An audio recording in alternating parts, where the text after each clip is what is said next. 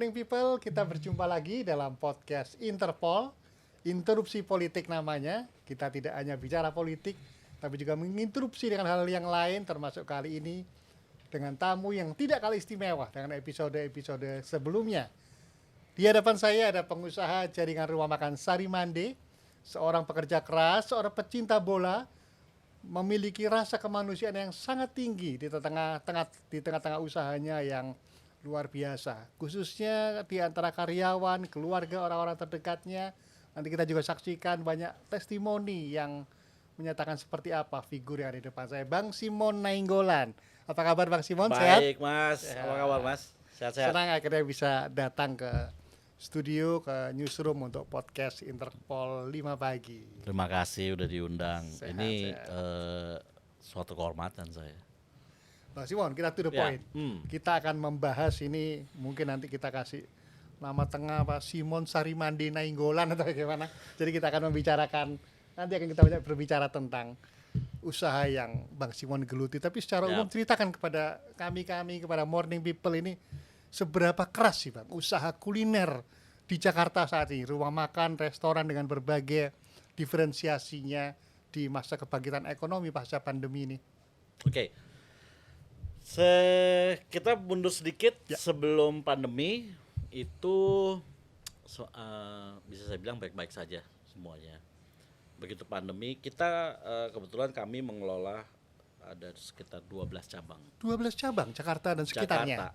Jakarta. Memang kita nggak berminat untuk belum keluar Jakarta karena Jakarta dengan populasi mendekati 20 juta dengan outskirts Jakarta, saya menganggap pasar Jakarta itu sungguh luar biasa. Luar biasa. Gitu. Nah, kemudian kita fokus di Jakarta saja.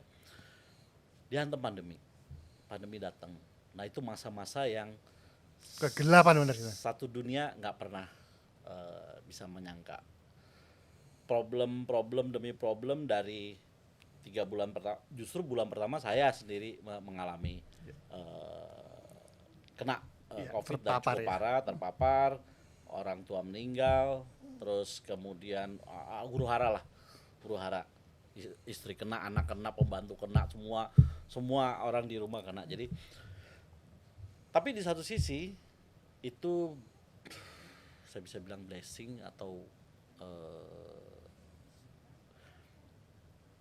susah saya mengatakan bahasa yang lebih tepatnya, karena setelah itu saya duluan belajar Mas. Apa tuh?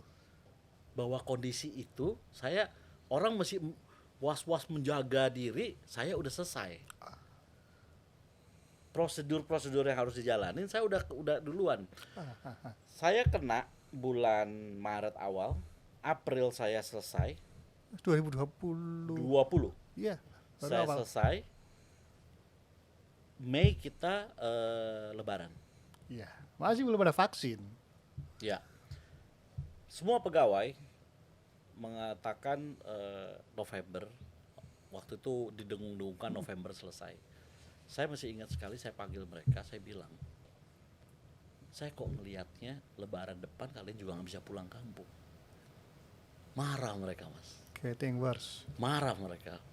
Pak, jangan doain begitu dong, kita di segala macam. Saya bilang enggak. Kita lihat, kita berhitung. Vaksin ada, proses penyuntikan vaksin dan segala-galanya sampai akan berjalan 1 tahun mungkin. Jadi kita siap-siap.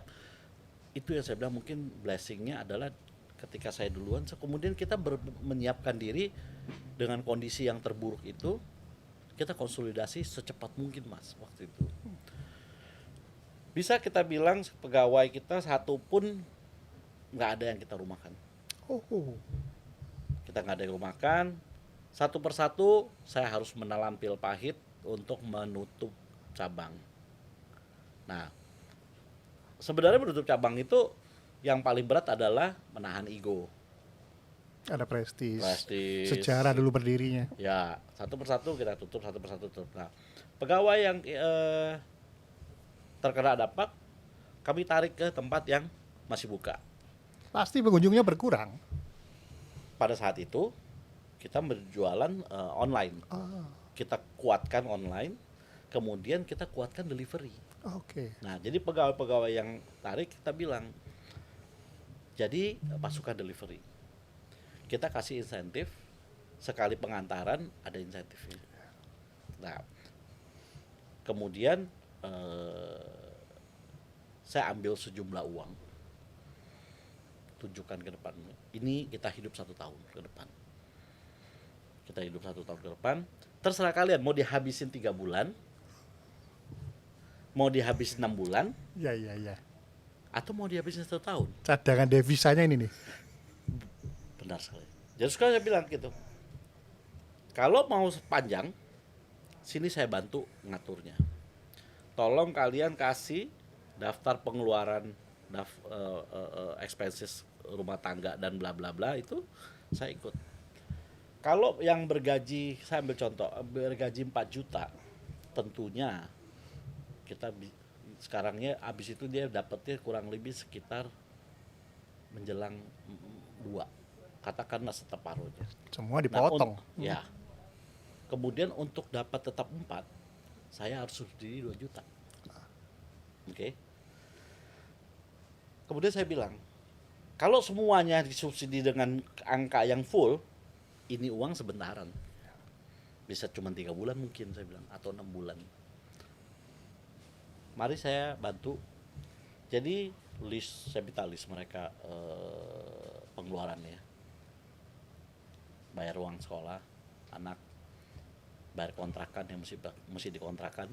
Sampai mengurusi personal sejauh itu. Terpaksa, Pak. Terpaksa, Mas. Karena gini, karena uang ini kita harus distribusikan dengan sangat tepat dan benar. Gitu. Nah, kemudian yang paling saya temukan adalah bayar cicilan motor 2, Mas.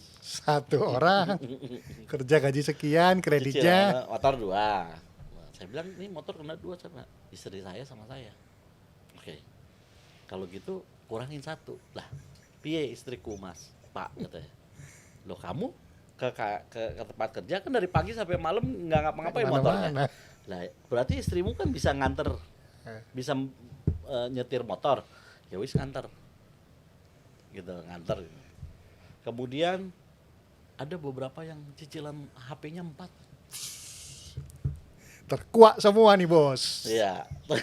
Nah, itu saya betulin. Ya, ya, manajemen finansial. Nah, kemudian kita penuhin kebutuhan yang utama itu. Jadi motornya saya tebus, Mas. Bukan dikembalikan. Gitu. Jadi motor 2 saya ambil. Cicilan katakan dia masih ada sekitar 11 juta, 12 juta gitu kan. Kita bayarkan. Selesaikan, motornya taruh di kantor dong. Sarimande, di restoran. Inilah yang membuat yang akan digunakan jadi pasukan pengantar delivery. Wah. Gitu loh. Nah, ketika kondisi sudah normal, mereka mencicil tanpa bunga ke kami. Kembali tuh motormu. Kembalikan. Jadi nggak ada yang hilang, Mas. Nggak ada yang hilang. Jadi semua pegawai kita keep. Tentunya ada yang beberapa pesimis, meninggalkan kita, dia pergi ke tempat lain dengan iming-iming atau segala macam, ya terserah. Judulnya atas kesadaran sendiri, bukan di layoff. Tidak pernah. Saya tidak pernah layoff. Dari 12 turun jadi 3 cabang. 3 cabang, karyawan tidak dikurangi. Tidak. Ya, saya bersyukur, alhamdulillah, puji Tuhan, pada saat itu kita melewati. Yang paling penting adalah ketika karena kami kena duluan, kami tahu bagaimana mengurangi risiko. Saking kita ketakutannya, jadi kita tahu bagaimana harus ngapain tiap hari. Seluruh pegawai kami supply vitamin. Itu pasti. Menjadi suatu kewajiban, jadi kita beli vitamin banyak. Itu semua wajib minum pada saat itu. Nah, itu kita mundur gitu. Kemudian betapa berjuang setelah itu. Ya, 2022 akhir, 2023 selesai. Problem yang orang banyak gak ngeh, Mas. Setelah pandemi itu, di saat pandemi timbullah pengusaha-pengusaha dadakan. bikin kue di rumah, Ya, bikin ya, nasi ya. uduk, Kelamaan bikin WFH nih. lontong, Iya, iya, bikin segala macam kan. Nah, semuanya jualan online. Semua jualan online. Ini terjadilah chaos pada saat itu kalau saya bilang. Karena apa? Tiba-tiba orang pengen nyoba semua Iya. masakan temennya, semua teman-teman kita itu jualan Boom di bidang kuliner. dan kuliner. Iya kan? Apakah itu bagus dan menghasilkan? Saya kurang Belum tahu. tentu. Belum tentu. Tapi setidaknya kami yang sudah menjalani sebelumnya, ya pengusaha mainstream terkena dampak. Ah, Lagi terkena dampak. Jadi habis dari pandemi itu pengusaha rumahan Iya, dadakan iya, ini iya. menjamur. oceannya berubah nih, lautannya berubah nih sekarang. Iya, iya. Bikin apa? Ikan tongkol alah macem-macem semuanya. Ayam bakar apa semua. Nah, ini kami lihat, waduh. Luar biasa. Nah, itulah kita. Jadi setelah pandemi dunia kuliner itu dihantam dengan kondisi itu. Banyak orang nggak sadar itu. Ya, iya. Gitu. Tapi pada saat itu juga setelah itu problem di sisi lain, di sisinya para pengusaha dadakan ini berontokan setelah itu. Yang merontokkan ini ya diri sendiri biasanya, kebosanan. Iya, betul. Yang paling ngenes adalah dia dapat order besar, mutu makanan atau mutu yang dijual itu semua bagus sekali, tapi tidak siap. Ya. Bang Simon, ya. Sarimade ini kalau di Jakarta pusatnya di Menteng ya. Di Pusat administrasi Menteng, Iya. pusat dapur Cibubur. Oh. Teman-teman kemarin sempat main ke Sarimade Metropolitan di Menteng. Mari kita lihat liputannya.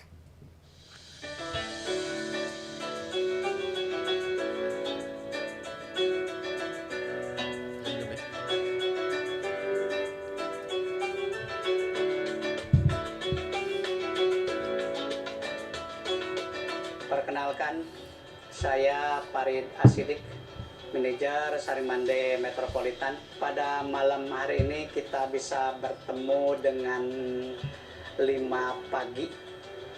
Sedikit untuk berbicara tentang Sarimande. Penjualan di saat bulan Ramadan, alhamdulillah, walaupun istilahnya enggak pula kayak hari-hari biasa, tapi alhamdulillah di bulan Ramadan itu mungkin kalau sedikit orang datang ke Sarimande sini itu mungkin sedikit kurang, tapi pesanan keluarnya yang jauh lebih banyak dari hari-hari biasanya. Ada besek, ada bok, ada rantang kayak pesanan gitu. Jadi alhamdulillah kita keluarnya itu yang lumayan ramai kayak gitu. Menu unggulan di Sarimande sebenarnya banyak. Sarimande itu terkenalnya dengan vegetariannya. Sayurannya itu bermacam-macam.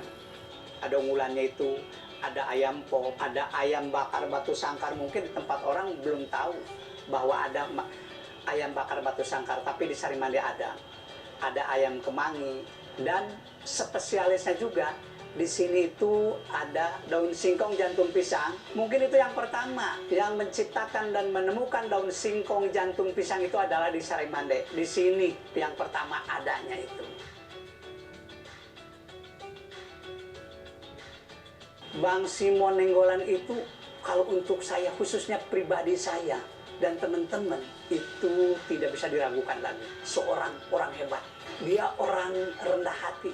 Selalu dia mendekat dan selalu menolong. Jangankan untuk kita, untuk saya aja dan rekan-rekan.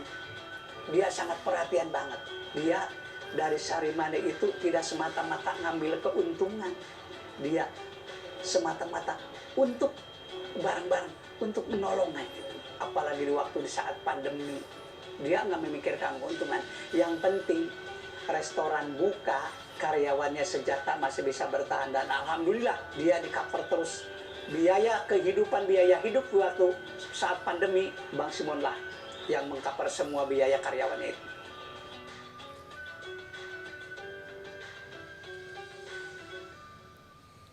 Jadi ini testimoninya langsung ya. Farid Ashidik, manajer Sarimandi Metropolitan. Berapa tahun dia bekerja ikut abang? 20 tahun mungkin ya. Wow, 20 tahunan ya Iya, gitu. iya. Jadi, Dia salah satu yang cukup senior. ya, Ya. Ya, kondisi itulah saya bersyukur ya hari ini kita lewatin. Bayangin, habis itu kita cuma 3 cabang. Kemudian kita merangkak mulai. Tambah satu lagi di Harvest City. oke, harus itu. Di dekat Cibubur masih enak sana. Bung Ya, Sona lagi betul. lah. Oke. Kemudian berikutnya kita buka lagi di Bali. Mulai menambah lagi, expand. Pelan-pelan kita coba gitu. Kemudian yang kecil-kecil di kantin-kantin gedung-gedung kita udah mulai juga buka lagi coba. Sekarang kita mulai di kantor pusat Mandiri dan ada beberapa yang sudah menawarkan diri untuk kita lagi coba benahin untuk kita mulai merangkak dulu. Bang Simon bicara tentang masakan Padang yang menjadi trennya Sarimandi ini, branding atau trademarknya Sarimandi ini, kita nggak bisa lepas dari rendang nih. Rendang ini kan masakan Padang yang bahkan dinobatkan sebagai peringkat pertama masakan terlezat di dunia versi CNN Internasional beberapa tahun yang lalu. Konon berasal dari kata marandang dalam bahasa Minang, berarti memasak santan kelapa sampai kering secara pelan-pelan, berwarna coklat kehitaman seperti warna makanan yang hangus. Coba kita lihat nih, ini ada rendang khas Sarimandi. Seperti apa sih Bang secara khusus Sarimandi Gini. mengolah filosofi rendang? Kayaknya saya ingat kita pernah ke Eropa 10 hari berapa hari itu Bang Simon bawa rendang. Kualitasnya memang tahan lama ya. Selalu rendang itu kalau tanpa diapa-apain minimal 2-3 bulan sih pasti tahan. Wah. Kalau didinginkan atau di frozen bisa setahun. Oke. Yang tadi Mas Jojo bilang kalau rendang spesifik rendang Padang itu dia kering. Oh, Dimasaknya itu bisa sampai 6 jam. ya Kemudian dia lebih hitam. gitu. Lebih hitam sampai habis ini semua. Ada Yes, kuahnya. yes. Kalau kata orang Padang, ya moga-moga saya orang Sumatera juga, Iya, bukan iya, orang iya. Padang, tapi katanya kalau kita punya begini ini sebenarnya udah bukan kategori rendang, tapi dibilangnya kalio. Kali ya. Masih kategori kalio karena kalau yang rendang benar-benar itu Hitam bener. hitam kering. Nah, inilah trik salah satu trik di kota besar metropolitan. Semua jenis makanan. Kalau kita bawa plek-ketiplek dari daerahnya Ya. ke tengah kota besar ini yang sangat beragam ini, kespesifikan yang benar-benar otentik belum tentu diterima. Oke. Gitu. Banyak pertimbangannya, sekian lama dimasak itu begini, ada yang nggak suka, ada yang ini. Jadi kemudian kita coba untuk mendapat jalan tengahnya, tidak terlalu basah, kemudian juga tidak terlalu kering. Akhirnya kita mendapat komposisi yang menurut kami Sarimandi spesifik begini. Kemudian dari kepedasannya, ada yang lebih suka pedas, ada yang sama sekali nggak suka pedas. Jadi kita membawa komponen pedasnya yang terukur, kemudian menjadilah ciri khas. Wah, gue lebih suka rendang Sarimandi. Kembali lagi selera masing-masing. Masing-masing. Terlalu pedas orang nggak suka, terlalu hitam orang nggak suka. Iya. Tapi ada yang bilang ini bukan rendang, Iya. rendang itu ya agak hitam baru. Jadi, tapi overall bahwa rendang selama dimasak dengan metode dan cara yang benar, yang sesuai dengan turun temurun diwariskan resepnya, kembali ke tangan yang mengolah. Saya rasa saya selalu bilang rendang selalu adalah makanan yang paling top, tapi bahwa tempatnya ini lebih enak, sana lebih kurang, lebih ini, itu kembali ke pribadi masing-masing. Kembali ke pertanyaan pertama tadi. Ya. Ini kan restoran Padang sudah begitu banyak di Jakarta. Ibaratnya red ocean ya, pasar sudah terbentuk. Kembali ke pertanyaan, apa yang menjadi kunci sukses di tengah kerasnya bisnis kuliner di Jakarta dari Sarimande pasca pandemi ini, harga, diferensiasi produk atau keramahan karyawannya, lokasi strategis begitu. Kalau saya boleh bilang sekarang ini bagaimana publikasi Penting gitu ya. sangat nomor satu sekarang. Jadi dulu tempat itu restoran tuh location. Sekarang nggak penting. Itu lokasi loh. Mas Jojo berapa kali ke tempat yang di nggak tahu entah berantah tapi pilih teman. Karena Betul. taunya dari mana? Sosial media. Viral Sosial media. Nah, ada beberapa brand yang sekarang sangat digandrungi dikarenakan sangat kuat di dalam publikasi di dunia sosial media. Betul. Apalagi kalau saya nggak sebut brandnya, ya. tapi si pemilik dan ini adalah berkecimpung di dunia ini sosial media yang sangat sangat kuat lah. Betul. Ininya. Kemudian rasa tentunya nomor satu. Kalau enak itu bias ya. Ya relatif. Betul. Kalau enak, kalau nggak enak mutlak mas. Kalau orang bilang nggak enak ya nggak enak. Lainnya bilang nggak enak. Most likely kalau satu bilang nggak enak ya kalau nggak sampai dibilang nggak enak itu saya kok sering dengar kalau udah bilang nggak enak ya banyak yang bilang nggak enak. Tapi kalau enak nggak terlalu, ada lagi yang lebih enak gitu. Jadi tentunya kemudian pelayanan tentunya beberapa tempat yang sangat ramai, sangat digandrungin, saya pelajarin dari mulai greetings di depan sampai duduk di meja itu dilayani baik dan benar. Kemudian pelayanan yang lain lagi adalah ketepatan untuk mendelivery pesanan. Jangan lama-lama lah, kita udah pengen makan capek. Iya, kemudian online, kemudian delivery service itu menentukan. Jadi dalam pertempuran seperti Mas Jojo tadi bilang, komponen itulah yang harus ada beberapa brand yang menurut saya sekarang secara rasa luar biasa, tapi kok dia kurang berkembang. Kenapa?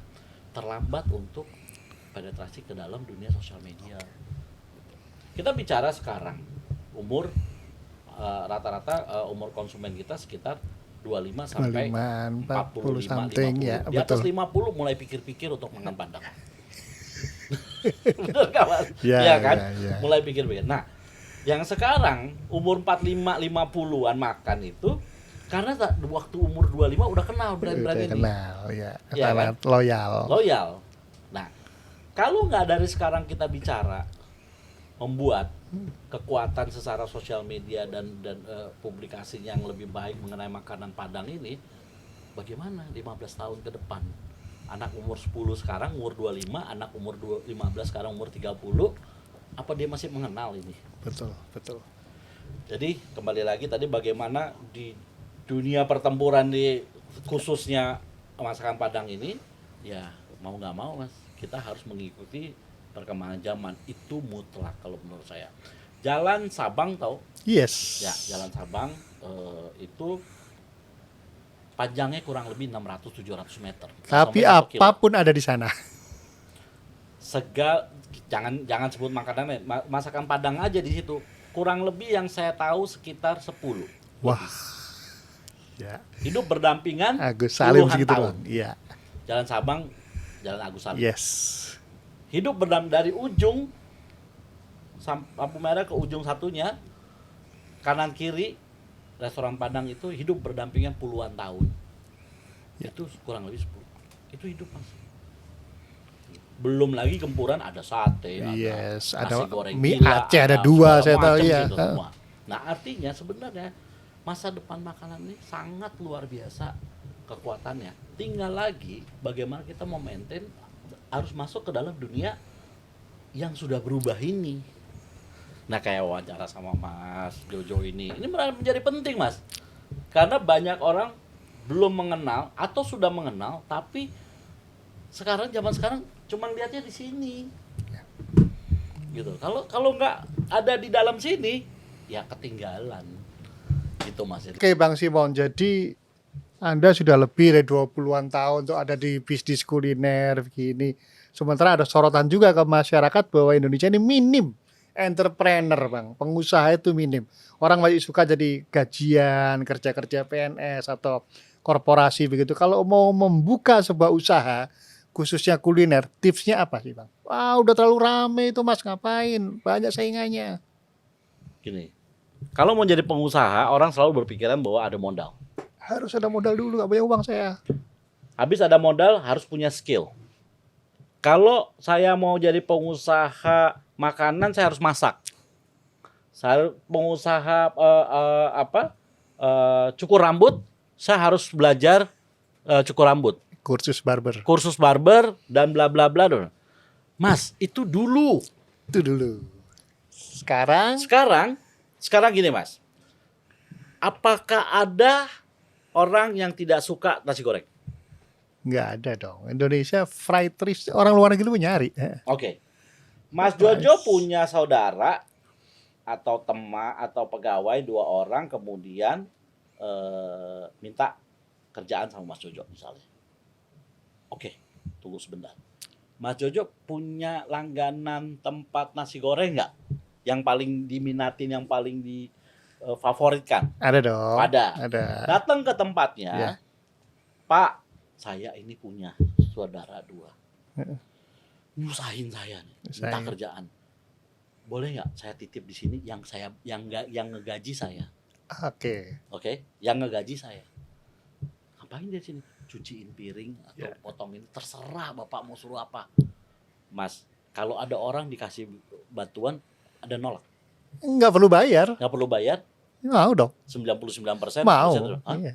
Ini orang kenapa kesurupan? Orang bantuin saya. Ya bolehlah gitu. 2 orang ini Mas kirim ke sana dan bilang, kamu lihat dia bikin nasi goreng. Pelajarin, liatin aja. Dia suruh apa ikutin. Kamu gaji berapa, saya gaji.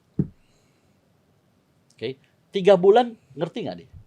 Kurang lebih. Ngerti. Sampai rumah tes. Udah lihat nggak? Nih alat-alatnya semua ini. Coba kamu bikin. Masih kurang, tambahin lagi. Kalau udah jago, katakan 5 bulan. Kalau gaji dia 2 juta orang, kali aja 5 bulan investasi untuk 2 orang anak ini.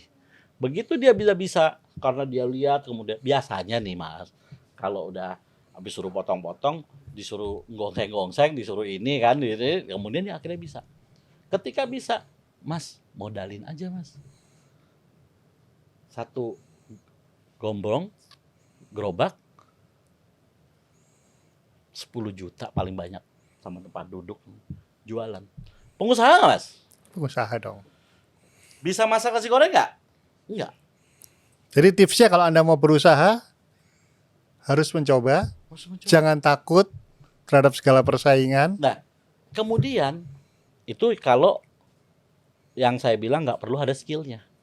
Kedua, saya nggak punya modalnya Pak. Oh, datang ke Sarimande. Wih, ini rendang paru.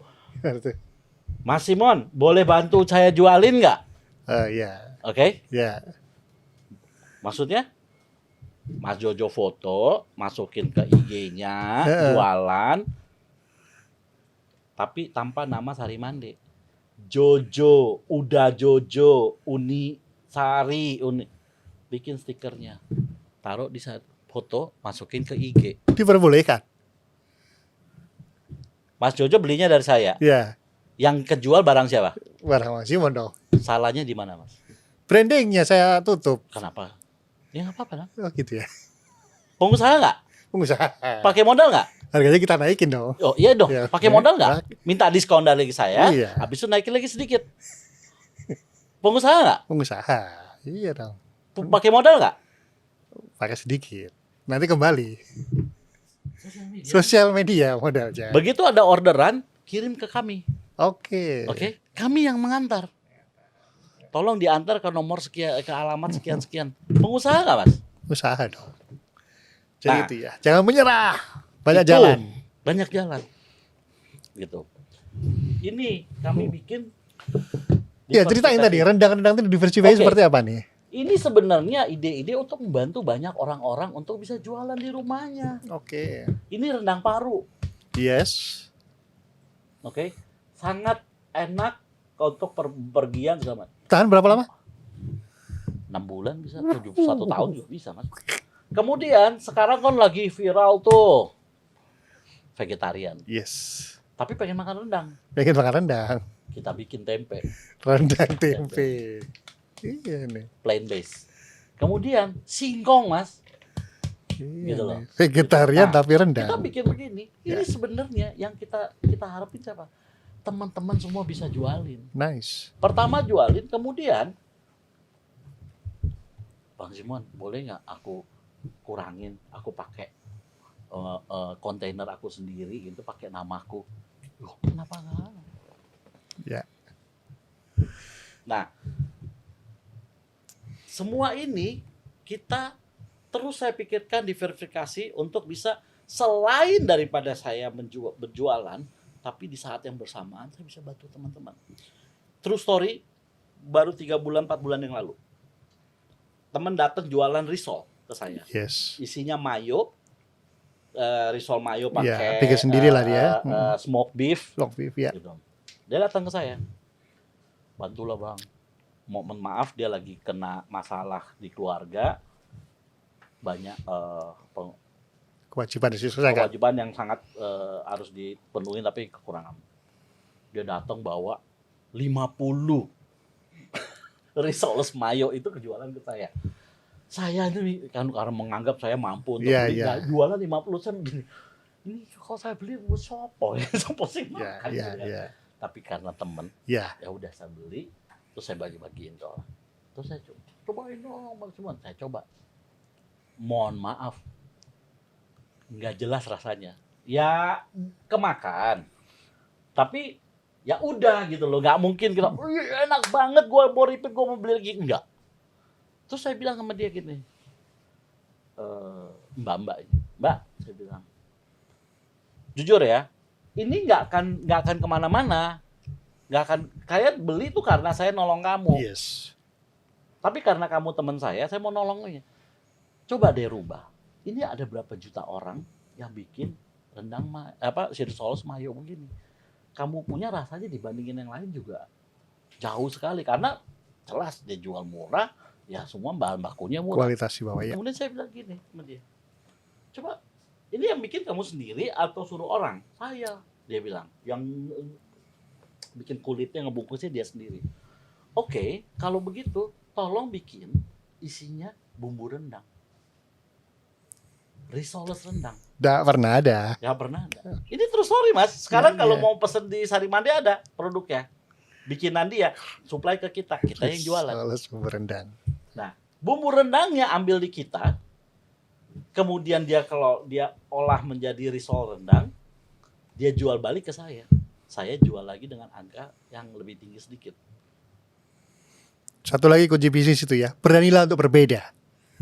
Sudah terlalu luas ini lautan. Betul. Nah, tapi gini Mas, manusia itu makin banyak, kebutuhan makanan tuh makin bertambah dan keanekaragamannya karena ini Sosial media, digital. digital semakin beragam. Jadi silakan lihat, jangan cuman kerjanya tiap hari nonton sosial media, YouTube dan lain-lain. Nontonnya oke, tapi timbulkan jadi suatu ide. Membuat itu produktif. Nah, 3 bulan yang lalu ini Mbak ini dengan keputusasaannya jualan risol hari ini, risolnya sampai keteteran untuk bikinnya karena Dengan ordernya rasa banyak. rendang. Gitu Mas. Ya, sangat menginspirasi tips bisnis, tips kuliner yang dibagikan oleh Bang Simon Nainggolan. Apa sih Bang Simon yang menjadi semacam filosofi hidup bisa tegar di antara turbulensi hidup naik turun sampai hampir jatuh di Covid segala macam? Cuman satu Mas, senang, Harus happy. itu pertama. Dalam hidup ini yang kita cari hanya menyenangkan hati kita yang sekepalan ini, Ya.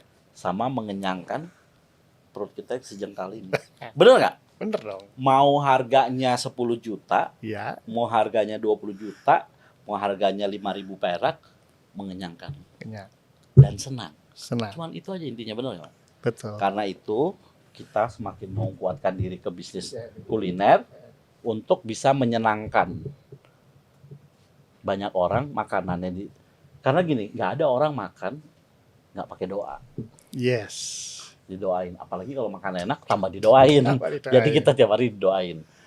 Kemudian level berikutnya kita menyenangkan orang lain, berbagi, itu mah. Jadi intinya Sari Mande ini selain melahirkan suatu makanan tipe-tipe yang lebih baru dan disenangin dan sangat disukai dan digandrungi dan seterusnya, kita bikin orang-orang yang pelakunya mulai dari tempat kita hati senang. Salah Hati satu contohnya, senang, perut kenyang. ya kita membuat satu cabang di Bali Ya. dengan satu tujuan yang utama adalah kepingin seluruh pegawai saya itu bisa ngelihat Pulau Dewata. Dulu kita kalau outing, setahun sekali kita ada outing, cuma bisa sehari. Ke puncak, Ke kemana lah. Puncak, ke Anyer, gitu. Selalu Pak, kapan kita ke Bali? Piye Bali, segitu banyaknya orang. Tutup Kita dong. berkata, ya kan nggak mungkin satu malam. Iya. Minimal 2 malam, kalau Betul. paling enak 3 malam paling pas. Iya. Kan nggak mungkin gitu. Kemudian saya timbul ide. Lo saya punya cabang di Bali. Kemudian saya rolling semua pegawai saya setiap 3 bulan, maksimum 6 bulan. Berarti semuanya akan bisa merasakan Pulau Bali. Sambil kerja, sambil rekreasi. Exactly. Iya. 90%, 95% pegawai saya tidak pernah naik pesawat. Oh, Ternyata ternyata setelah saya tahu. terlalu sibuk menabung. Ya, setelah kita punya cabang Bali, yang rollingan ini pegawai di Bali itu 10 orang. 5 balik ganti 5, 5 balik ganti 5, 5 balik. Alhamdulillah puji Tuhan sampai hari ini makin banyak yang bisa naik pesawat, saking banyak bisa lihat Pulau Bali karena dia kan ada day off. Ya. Day off silakan jalan-jalan di pantai. Seperti lokasi kita dekat Kuta, jalan kaki 10 menit aja sudah sunset di Kuta. Saya di Seminyak, di bandara dekat. Nah, Ya. pulang ke Jakarta setelah 3 bulan punya semangat yang berbeda, Lebih produktif. lebih produktif, lebih. Paling tidak saya sudah menyenangkan orang. Dalam kasus ini tidak usah ngomong return of investment. Tidak. Karena dengan menyenangkan orang, kita dapat returnnya kok. Tidak terhingga returnnya itu. Dan itu saya aplikasikan ke berbagai sisi kehidupan saya untuk bisa menyenangkan orang. Dari hal sekecil apapun. Itu moto yang paling harus kita bawa. Kalau kita suka sesuatu dilakukan orang ke kita, lakukan dulu ke orang lain. Ada hal yang kita suka. Gue suka kalau tiba-tiba ada orang kasih gue uang 10 juta. Lakukan kasih orang 10 juta. Ya, ya. Gitu loh. Nggak punya 10 jutanya, punya 100 ribu. Kasih 100 ribu. Iya. Semua akan berbalik. Jangan Ya. cuman minta orang berpikiran melakukan. Lakukan dulu. Kasih contoh ke orang. Ada kasih, bikin senang orang akan bikin senang kita. Gantian nantinya. Terima kasih Bang Simon inspirasinya. Jadi you'll never walk alone ya motonya. Tadi Siap. cerita untuk Anda nggak usah sendirian, kalau ada apa-apa ada yang membantu, nggak punya modal, nggak punya skill, pasti ada jalan kalau kita mau berusaha. Terima kasih inspirasinya, maju terus Terima untuk kasih. Sari Mande. Terima Sari kasih Mande Pak Pagi. Metropolitan, Sari Mande Nusantara Terima kasih dimanapun Mas Jojo. akan menjadi Terima kasih. banyak inspirasi buat kita.